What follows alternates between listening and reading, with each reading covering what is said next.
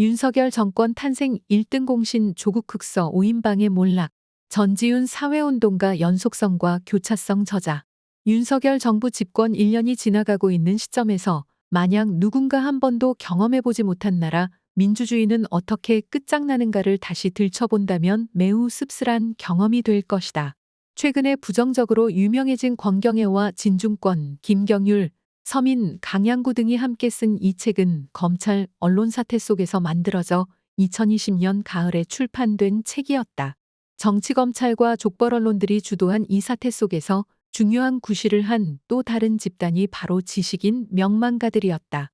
그 대표적인 인물들이 공동 집필한 이 책은 문재인 정부에 대한 우파적 공격에 나선 세력에게 중요한 무기를 제공하면서 조국 흑서라는 이름까지 얻으며 베스트셀러가 됐고, 족벌 언론들의 대대적인 홍보 속에서 주로 보수 지지층의 필독서가 됐다. 하지만 3년이 지난 지금 시점에 이 책을 다시 펼쳐보면 그 내용이 너무 부실하다는 것을 깨닫고 놀라게 된다.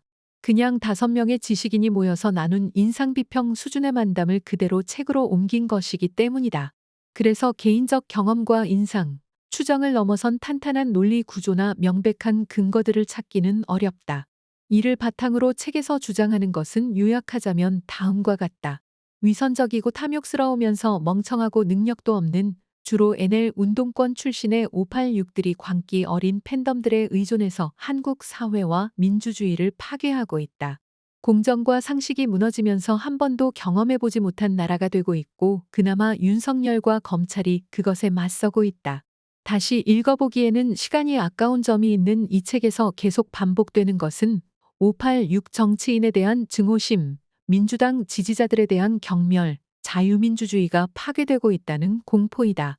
예컨대 민주당 지지자의 한 줄기는 맘카페이고 잭스키스 팬클럽 활동했던 분들이라는 게 진중권의 주장이다.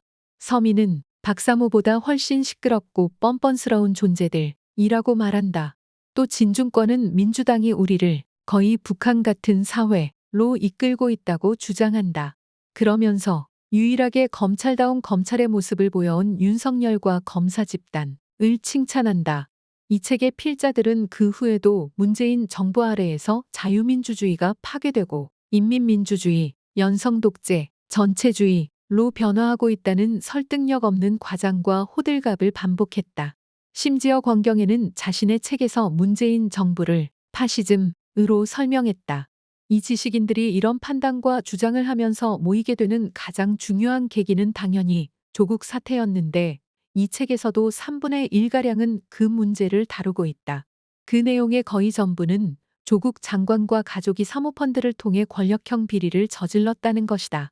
여기서 주로 주장하는 것은 변호사와 회계사로서 전문가의 권위를 내세운 권경애와 김경률이고, 나머지 사람들은 사모펀드를 잘 모른다며 두 사람의 주장을 듣고 맞장구를 칠 뿐이다. 권경애와 김경률조차 분명한 근거를 제시하는 것은 아니고 그렇게 보인다, 의심스럽다 등의 막연한 추정을 반복하고 있다.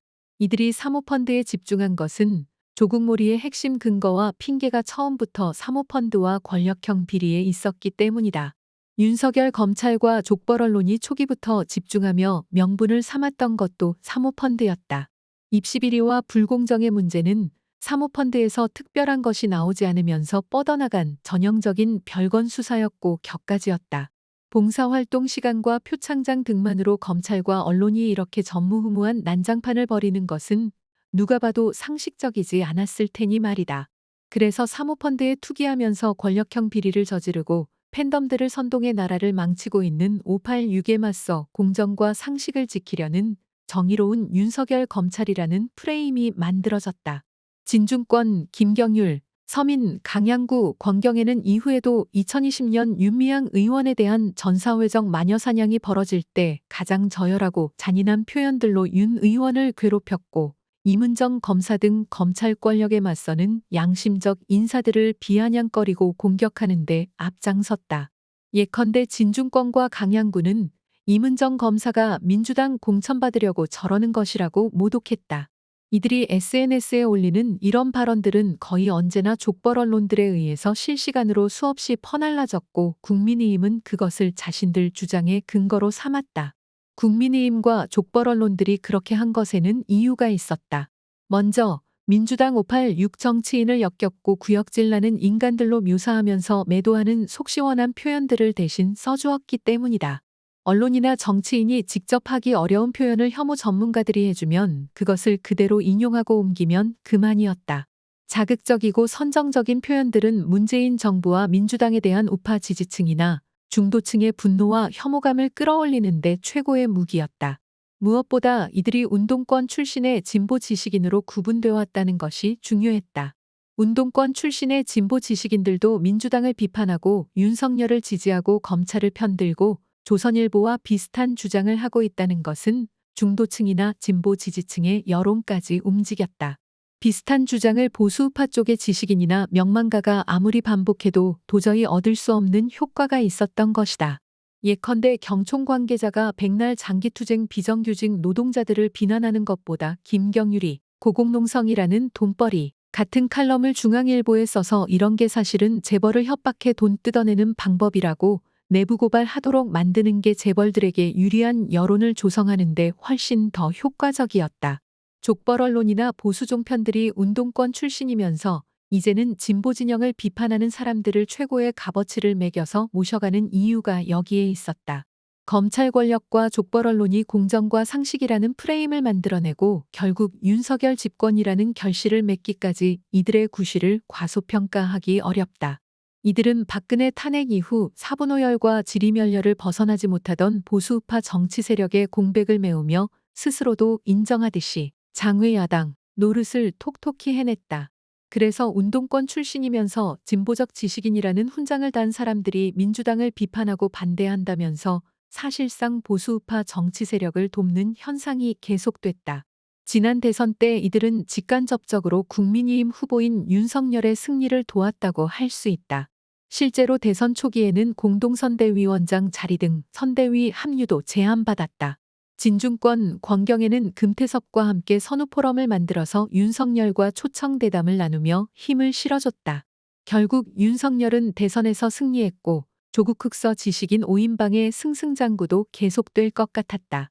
실제로 윤석열 취임 직후인 지난해 5월 중앙일보가 만들어준 1년 만에 뭉친 조국 흑서팀 대담을 보면 이들이 한동훈 법무장관을 참신하다, 젊다, 똑똑하다 고 입에 침이 마르게 칭찬하면서 누가 더 한동훈과 자주 통화하고 카톡을 많이 하는지 서로 비교하며 즐거워하는 모습을 볼 수 있다. 그러나 이들 주장의 정당성은 세 가지 측면에서 무너지고 있다. 첫째, 이들이 조국몰이에 동참한 가장 중요한 기둥이었던 사모펀드에 대한 의혹과 혐의들은 모두 사실무근으로 밝혀졌다. 조범동 1, 2심과 대법 판결, 정경심 1, 2심과 대법 판결, 조국 1심 판결 모두에서 거듭 확인된 것은 조국가족 펀드, 권력형 비리, 광급공사, 공공와이파이 등은 존재하지도 않는다는 사실이다. 즉 이들은 모래성 위에 집을 지었던 셈이다.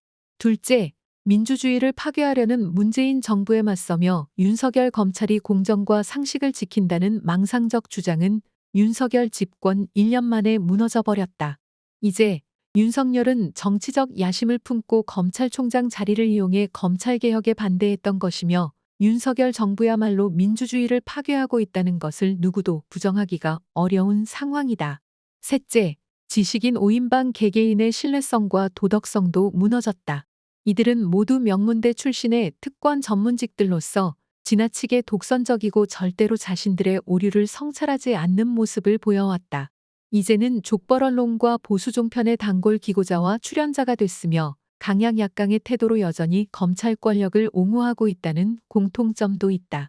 또 다른 공통점은 자기 편이나 자기 자신의 잘못에는 눈 감는 지독한 이중잣대이다. 참을 수 없는 정의감으로 한치의 반칙과 특권도 용납할 수 없다며 무자비한 비판을 쏟아내던 이들이 한동훈 딸의 변칙적 스펙 쌓기, 금태섭의 부의 대물림, 진중권의 학교 발전 기금 상납 의혹, 서민이 자기 논문에 고등학생을 공저자로 올린 1등은 못 본 척하거나 솜방망이 같은 비판만 했다. 진중권은 모두각이라는 타이틀을 신경 쓰며 간혹 저열한 막말로 윤석열 정부를 비판하지만 결정적 사안마다 편들면서 욕을 먹고 있고 서민은 솔직하게 윤석열 극렬 지지자로 활동 중이다. 지저분한 막말과 욕설 때문에 SNS 계정 정지까지 당했던 김경률은 아예 노동관행 제도 개선 자문단장의 자리를 얻어가 민주노총을 비난하며 윤석열의 노동 탄압을 돕고 있다.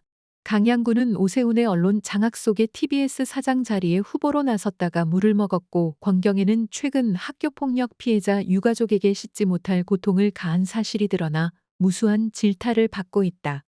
이들은 앞으로도 자신들이 큰 상처를 준 윤미향 의원에게 사과한다거나 윤석열 신건부 정권 탄생을 도운 과오 등 여러 오판에 대해서 성찰할 가능성이 별로 없어 보인다.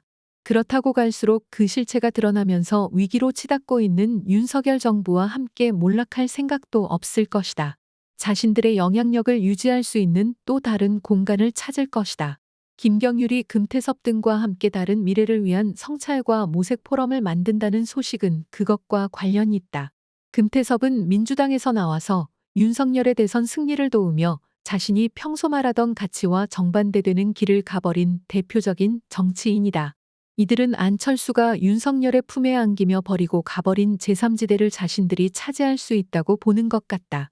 하지만 그런 제3지대가 얼마나 허구적인 것인지는 안철수만이 아니라 좌도 우도 아닌 앞으로 늘 말하던 조정훈 의원이 최근 다시 잘 보여줬다.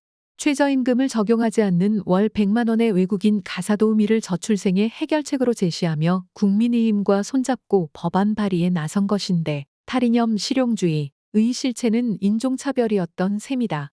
지금 정말로 필요한 제3지대는 국민의힘에서 떨어져 나와 민주당 오른쪽에 다시 공간을 만들려는 사람들 속에서가 아니라 민주당의 왼쪽에서 더욱더 강력하고 일관되게 윤석열 정부에 맞서 싸우려는 사람들 속에서 만들어져야 한다. 윤석열을 돕다가 살 길을 찾아 나선 이런 사람들과 손을 잡으려는 이들은 누구든 다시 곰곰이 생각해 봐야 한다.